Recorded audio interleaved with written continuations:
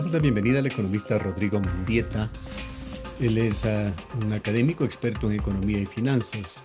Fue decano de la Facultad de Economía de la Universidad de Cuenca. Economista Mendoza, le reiteramos la bienvenida. Quisiéramos conocer su punto de vista sobre la situación actual del país, fundamentalmente en materia económica, cuando exhibe a la fecha de hoy un riesgo país de 1.226 puntos. Muy buenos días, Gustavo, y saludo también a quienes nos escuchan y nos siguen por redes, por este prestigioso medio de comunicación. Sí, en verdad, ¿no? El riesgo país tuvo, digamos así, un repunte, toda vez de que se tejió, digamos así, una suerte de un panorama incierto tras las elecciones de primera vuelta electoral en nuestro país. Eso generó o habría generado, digamos, un repunte, como digo, del riesgo país, llegando a el orden de superando los 1.200 puntos, y que obviamente da cuenta de esa incertidumbre en la que justamente estamos viviendo, ¿no? Estamos viviendo a pesar de que, dicho sea de paso, pues quizás, ¿no es cierto?, se va también dilucidando ya, porque hay fechas fatales y se van digamos, cumpliendo, y en ese sentido, pues vamos viendo que el panorama, digamos, ya los entendidos en política sabrán dilucidarlo de mejor forma, pero el panorama se va complicando para quien pase a la segunda vuelta electoral, y un poco en materia económica vamos jugando con probabilidades también y vamos viendo ese panorama de cara a lo que representaría económicamente este año 2021. El 2020 quedó ya en la historia. Ahora se hacen proyecciones para este año 2021. Hay optimismo desde el oficialismo. El ministro Mauricio Pozo habla de que el déficit se disminuirá aproximadamente a la mitad. Hablaba de 3.000 millones de dólares. Ahora habla de 3.900 millones de dólares. ¿Piensa usted que esta visión optimista del ministro, que no es replicada por otros economistas, se va a cumplir? Pensamos que sí, estimado Gustavo. Nosotros conformamos un grupo de académicos que vienen de varios sectores, en los cuales nos hemos dedicado casi el último año y lo que va este segundo mes, digamos así, del año 2021, a generar ciertas proyecciones en forma individual, pero lo que hace este colectivo, ¿no es cierto?, es generar un conjunto de proyecciones, y lo que ahí se avisora, de hecho estará ya por publicarse la proyección o el ajuste de la proyección para febrero de este año. Lo que ahí se avisora es un déficit presupuestario de no más del 4%, casi 4,1% sería la convergencia, digamos así, de proyecciones a las que se llega. Eso estaríamos hablando de un orden de 4.000 millones de dólares, porque el porcentaje es en porcentaje del PIB, y que estaría a tono de lo que proyecta el ministro de Economía y Finanzas. Es todavía es una cifra manejable, es una cifra que puede complejizarse, y que obviamente yo diría que en términos generales da cuenta de que el país va todavía a necesitar cerrar esa brecha, va todavía a necesitar golpear las puertas de organismos internacionales, y obviamente pues ahí el Fondo Monetario Internacional jugará un rol importante desde mi punto de vista. Y cuéntenos qué pasó con el déficit del año anterior, 6.500 millones de dólares, poco más o menos, pero con esas megacifras, que porque terminan el año no desaparecen. ¿Qué efectos produjo ese déficit en la economía ecuatoriana? Bueno, seguramente pueden haber ahí un abanico, ¿no es cierto?, de deudas o de no pagos o de no inversiones que el gobierno, digamos, tuvo que omitir, digámoslo así. Entre esas, quizás, ¿no es cierto?, sin conocer las cifras en exactitud, pero el tema de proveedores puede ser algo que golpee directamente a la economía ecuatoriana, porque son proveedores de bienes y servicios que obviamente estarán a la espera de sus pagos, que proveen estos productos y estos servicios, ¿no es cierto?, a diferentes instancias de los gobiernos, tanto central como de los gobiernos seccionales. Entonces, es así como el Estado pasa, digamos, factura al siguiente año, al año que está a este momento transcurriendo, y obviamente pues eso se va acumulando, ¿no? Habrán otras deudas, o más bien inversiones que no se lograron realizar. Recordemos también que en una parte del presupuesto general del Estado estaba en la famosa monetización de ciertos activos, y que obviamente pues, no se llevaron a cabo a finalizar el año 2020. Así es que todo eso da un déficit del orden del 7,5% del PIB, que es con lo que se cerró el año 2020, y que con eso arrancamos, digamos así, el año 2021. Pero todo esto se va arrastrando, estimado Gustavo. Con respecto al tema de la economía del 2021, mucho se ha dicho y se ha especulado también en función de ofertas electorales en las que hubo de todo. Y entre los candidatos finalistas hay también ofertas que son significativas en materia económica. Esto movió al gobierno de Lenin Moreno a tratar de tomar ciertas previsiones, entre ellas a intentar aprobar, enviándolo como un proyecto económico urgente, una ley que lo llamó Ley de Defensa de la Dolarización, que en esencia son reformas al Código Monetario y Financiero. La Asamblea, a través del CAL, devolvió esta ley por una falta de motivación adecuada y el ministro hasta el momento se inhibe de enviar a la Asamblea pensando que no es un buen momento.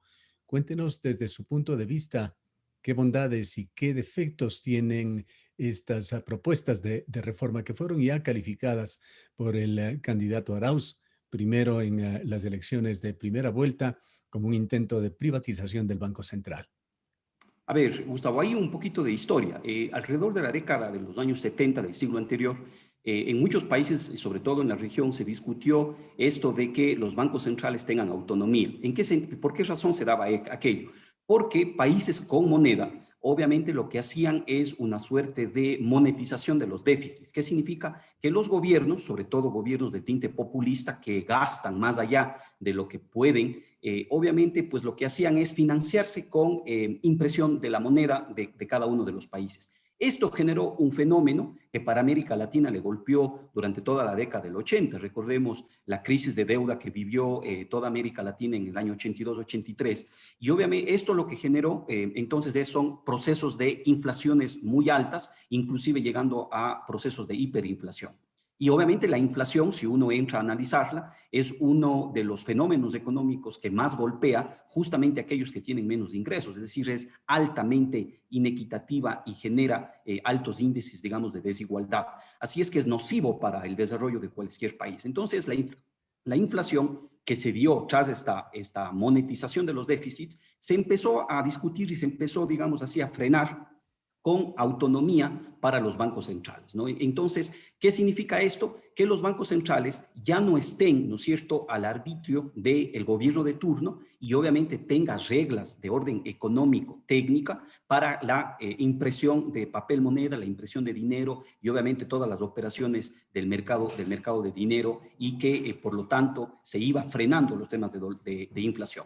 Pero bueno, entonces venimos hacia acá y el país, nuestro país, el Ecuador, quizás es uno de los pocos países que no entró en esta discusión porque no tenemos moneda propia desde el año 2000. Es decir, el problema de inflación que está atada a un aumento de la base monetaria no es un problema en nuestro caso, ¿no? Por la dolarización.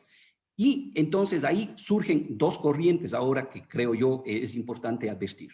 Por un lado, quienes economistas que creen que el Banco Central en dolarización, es decir, sin el problema de la monetización de déficit y sin el problema de la inflación, debería tener autonomía y tener control sobre sus activos, y los que creen, ¿no es cierto?, que el Banco Central debería estar al servicio de que el gobierno de turno pueda usar estos dineros para cuando necesite. Y entonces ahí también hay que hacer una diferenciación. ¿Qué dineros hay en el Banco Central? En el Banco Central tenemos los dineros que son de encaje bancario, es decir, de los depositantes que tienen que por ley depositar los bancos por cada depósito un porcentaje en el Banco Central. Segundo, los pagos de transferencias y de dineros de ingresos que tienen los gobiernos autónomos descentralizados. Y tercero, cierto dinero del Instituto Ecuatoriano de Seguridad Social. Es decir, este dinero es ajeno, no es del gobierno ni tampoco es del Banco Central.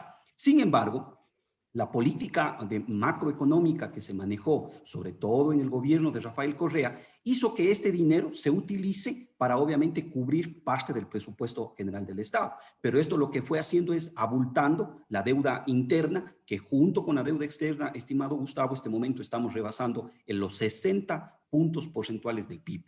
Entonces, Este manejo, que le podríamos llamar un manejo no usual del uso de un dinero ajeno, pues obviamente es una de las corrientes que defienden que el Banco Central no tendría que tener autonomía y que por lo tanto esta ley debería, digamos, ser archivada, desestimada, y la llaman, ¿no es cierto?, una suerte de privatización del Banco Central, lo cual, digamos, ya en términos políticos quizás se maneja de esta manera, pero no cabría, digamos, una privatización de un Banco Central que es público por naturaleza. Y la otra corriente de economistas que piensan, ¿no es cierto?, y que argumentan que el Banco Central debería tener autonomía. Si bien es cierto, pueden haber momentos en donde este dinero, que repito, no es del gobierno, puede ser utilizado por un caso de emergencia. Supongamos ahora en el tema de la pandemia hubiese sido necesario, hubiese sido quizás hasta aceptable que se pueda utilizar ese dinero en el caso de un terremoto en donde el Banco Central podría financiar ciertos gastos extraordinarios al gobierno,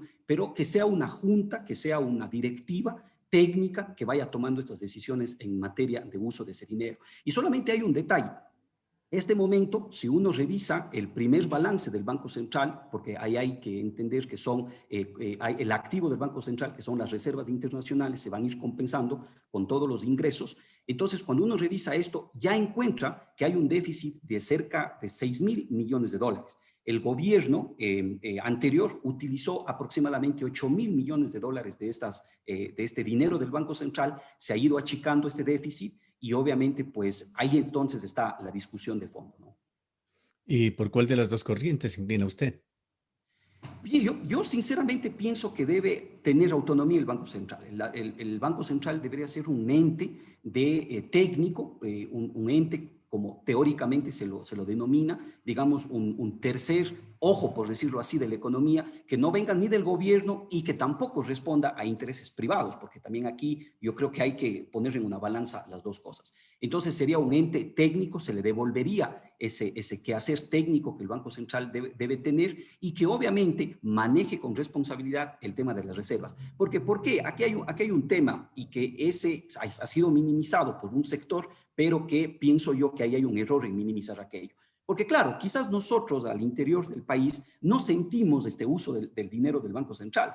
No sentimos, y más todavía si es que este dinero se va encaminado a gasto público, porque claro, el gasto público como que genera una burbuja, ¿no es cierto? Y eso genera crecimiento de la burocracia, aumento del gasto, que no necesariamente a veces es el mejor gasto o gasto en inversión.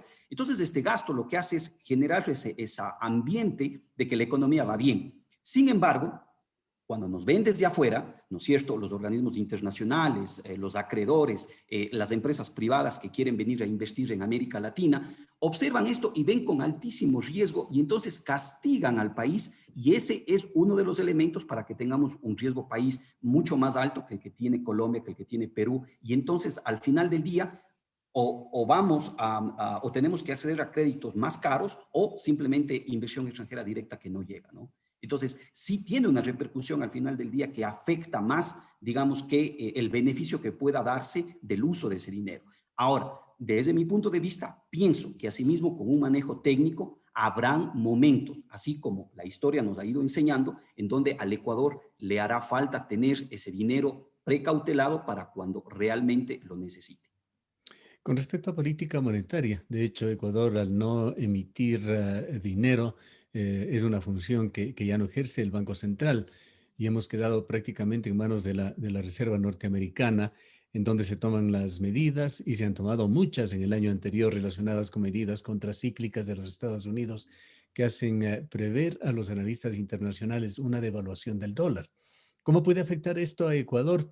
¿Y qué ámbito de decisión, qué posibilidades tiene Ecuador de, en alguna medida, por poco que sea, intervenir en política monetaria? Bajísima el rango de acción, ¿no? Pero hay una precisión. Más bien a nosotros nos afecta cuando hay apreciación del dólar.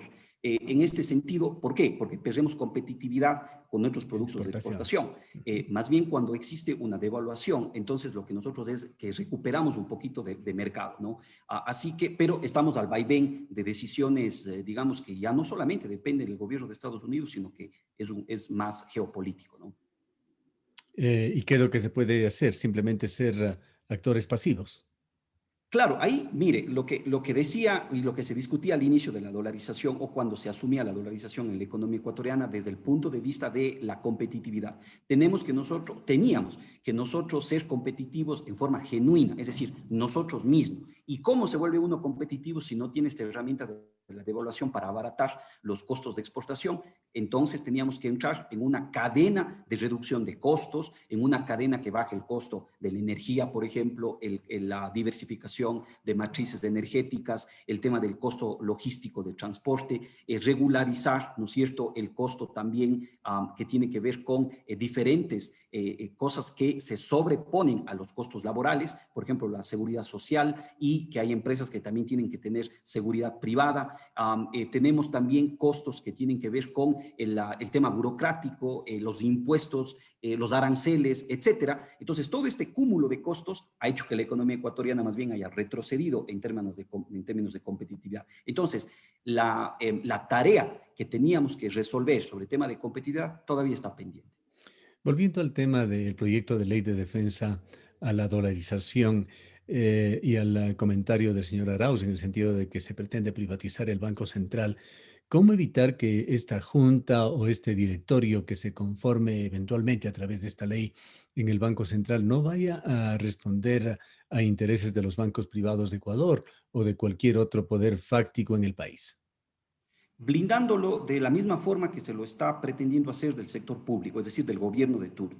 Yo creo que hay que blindarlo también desde el otro lado, y en eso yo creo que ahí debe recaer la mayor parte de la discusión, porque, repito, hay que poner en una balanza. Tampoco estaría bien que esta junta sea conformada por personas que respondan a intereses privados. Entonces aquí deben ser autónomos, técnicos, ¿no es cierto? Y personas que deberían no responder ni al gobierno de turno, es decir, estar, digamos, blindados por aquello, y tampoco al sector financiero, a la banca, como usted se refiere. En ese sentido, consideraría que ahí hay mucho que debatir, para eso está la Asamblea, y obviamente pueden, yo creo que mejorar muchísimo la conformación de esta Junta con personas técnicas que pueden venir de diferentes ámbitos. Yo creo que la academia puede jugar un rol importante en la conformación de este directorio y de esta Junta, ¿no?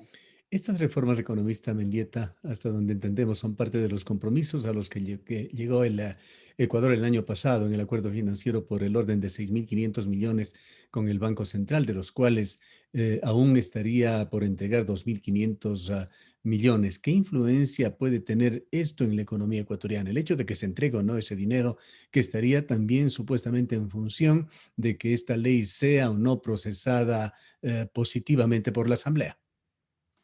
Mire, ahí pienso que el Fondo Monetario, de algunas experiencias anteriores, pienso que el Fondo Monetario habrá, digamos, condicionado el hecho de la presentación del Estado, del Ejecutivo, digamos, a la Asamblea, el proyecto de ley para la entrega del desembolso faltante al cual usted hace referencia, que es un dinero importante de alrededor de 2.000 millones de dólares. Yo creo que basta con la presentación y obviamente que ya se debata para que el Fondo Monetario le dé como que un cumplido al tema de la ley de autonomía del Banco Central. Sin embargo, más allá de ello, también creo que va a ser un tema que se va a debatir ya con una nueva asamblea, quizás y seguramente con un nuevo gobierno, y eso yo creo que ojalá, ¿no es cierto?, lo que se aspira, siempre siendo propositivos y optimistas en este sentido, lo que se aspira es tener una ley que beneficie los intereses del país en términos generales, ni los intereses de los gobiernos de turno, ni los intereses de la banca privada, sino más bien vaya caminando a que se precautelen los intereses más, digamos, más colectivos de la economía como tal. Entonces, yo aspiraría que la ley se va a mejorar muchísimo en el momento que se debata, y obviamente va a llegar un punto en donde aspiraría que se apruebe, porque el Banco Central necesita tener un manejo más, digamos así, austero, más responsable de en comparación de cómo se ha venido haciendo los últimos años. Conocedor como es usted, economista Mendieta, del círculo de influencia del candidato presidencial Andrés Arauz, ¿cómo mira su visita el día de ayer al Fondo Monetario Internacional, en el cual, de acuerdo con declaraciones del propio candidato, lo que hacía era pedir conocimiento y eventual revisión de los acuerdos para Ecuador con el propósito de que no haga daño a los ecuatorianos? Yo creo que es bastante positivo. Yo creo que el candidato Arauz muestra, diría desde mi punto de vista, una actitud bastante más moderada de lo que se venía viendo hasta la primera vuelta electoral y más pragmática, ¿no? Porque claro, él debe conocer, como economista que es especialista también en temas financieros, él debe conocer la compleja situación que está atravesando desde el punto de vista de falta de liquidez el presupuesto del Estado o en términos generales la cosa pública, digamos así. Entonces él conoce y él sabe que va a ser importante recibir ese desembolso del Fondo Monetario Internacional e inclusive continuar trabajando con el Fondo Monetario, obviamente pues en la medida que el país también vaya tomando un camino al menos marcado, cierto, en lo económico, pues obviamente el Fondo Monetario y otras instituciones de financiamiento nos abrirán las puertas, ¿no? Entonces yo creería que es acertado porque a un acreedor tan importante como es el Fondo Monetario para los actuales momentos de la economía ecuatoriana, entonces yo creo que le va a hacer mucho bien el recibir a un candidato con probabilidades de ser presidente del Ecuador. Pero esta visita viene matizada también por declaraciones hechos o hechas a medios de comunicación, como lo hizo a la agencia española EFE, señalando el señor Arauz de que si llega a la presidencia no va a cumplir las condiciones pactadas entre el gobierno de Moreno y el Fondo Monetario Internacional. Ha calificado a estas condiciones como draconianas y ha dicho que buscarán nuevas fórmulas para lograr una recuperación y un crecimiento económico más acelerado en Ecuador. Así es, nuevas fórmulas que para las cuales también va a necesitar negociación, para la cual también va a necesitar, pues obviamente, generar cierto orden interno en el manejo de los dineros públicos, en el manejo del presupuesto general del Estado, en el uso de este dinero ajeno que es del Banco Central, en los temas de endeudamiento, pues obviamente van a necesitar aquello. Fíjese, el precio del barril de petróleo para este año se estaría proyectando en no más de $50 el barril. Es decir, no vamos a tener ya un petróleo de $100 del barril. Tenemos un presupuesto que es muy complicado reducirse, por lo tanto, se tiene que seguir hablando de líneas de crédito. Está bien, si no es el Fondo Monetario, pues obviamente habrán otras entidades, pero obviamente habrá que analizar en su momento los condicionamientos y esperamos que los mismos, y aspiramos que los mismos no sean, digamos así, reservados, como fue, por ejemplo, el tema el caso de China, la preventa petrolera, cuyas condiciones se conocieron mucho después, ya cuando prácticamente al país le correspondió pagar. Entonces, esperemos que el crédito que se va a necesitar del país, al cual se hace referencia uno de los candidatos, repito, potenciales de llegar a la presidencia del Ecuador, pues obviamente después permita también tener un análisis del costo-beneficio que se va a dar y obviamente se tendrá que seguir debatiendo. Así como, por ejemplo, cualquiera que gane va a tener que volver a debatir también los temas de focalización de subsidios, porque ahí hay un gasto muy oneroso que obviamente le llega al país. Tendrá que debatir asimismo tantas exenciones y evasión, no, más que evasión, exenciones tributarias que se dan a muchísimos grupos económicos del país y que obviamente pues representa una onerosa cantidad de dinero para el presupuesto. Yo creo que también se deberá ver aquello y obviamente pues veremos ahí cómo se van resolviendo esos temas, ¿no? ¿Qué tan importante sigue siendo el petróleo ecuatoriano y el extractivismo en general para la economía ecuatoriana? El día de ayer se conoció también que hay opinión de varios expertos, y hay que decirlo, la mayoría de ellos allegados al gobierno, incluso asesores, que advierten que Ecuador no tiene reservas sino para una década más y que de allí tendrá que ver cómo reemplazar al petróleo.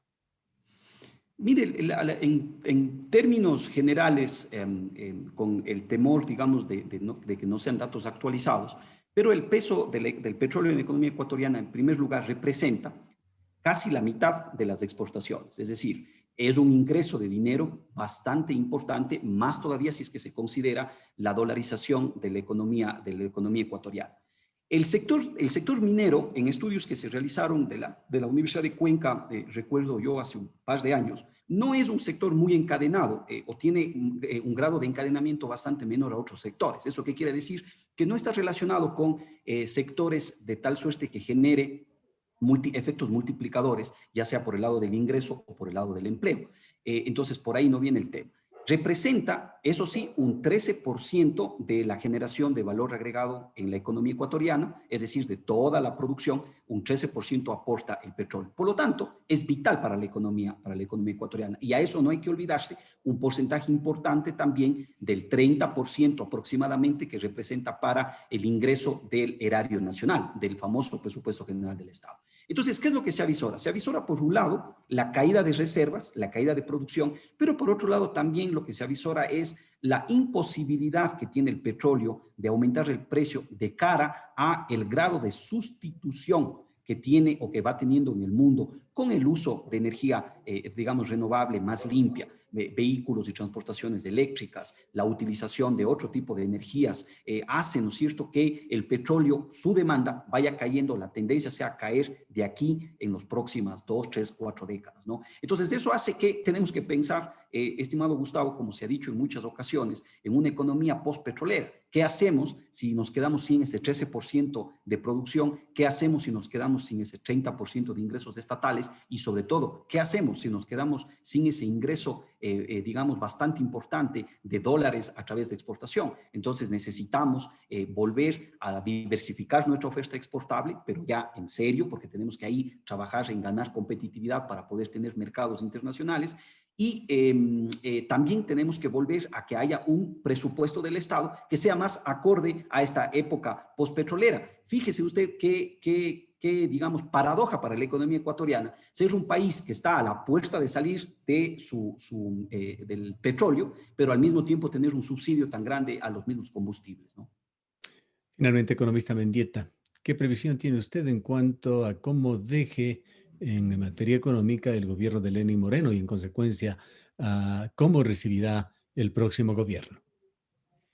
A ver, en términos de reactivación productiva, yo creo que el gobierno, como hemos tenido durante los últimos 40 años, va a seguir dejando a una economía con falta de reactivación, con una tasa de empleo alta, sí, más alta de la historia por el tema de la pandemia, con un empleo pleno que no superará el 35% de la población económicamente activa, una gran cantidad de empleo sumido, digamos así, en la informalidad. Yo creo que esa falta de reactivación se va a dejar toda vez que no se avisora, ¿no es cierto?, la salida del COVID con el tema de la vacuna. Entonces, eso va a marcar esto que acabo de decir, es decir, en la medida que no haya claridad al respecto, que las cifras sean tan bajas como las que estamos viendo en comparación inclusive con otros países cercanos, eso dará cuenta que esta reactivación en el sector privado, en la parte de la actividad económica, pues obviamente le va a tardar mucho tiempo y quizás sea uno de los pesos más fuertes que tenga el próximo gobierno. En temas de manejo del presupuesto general del Estado, en temas del manejo de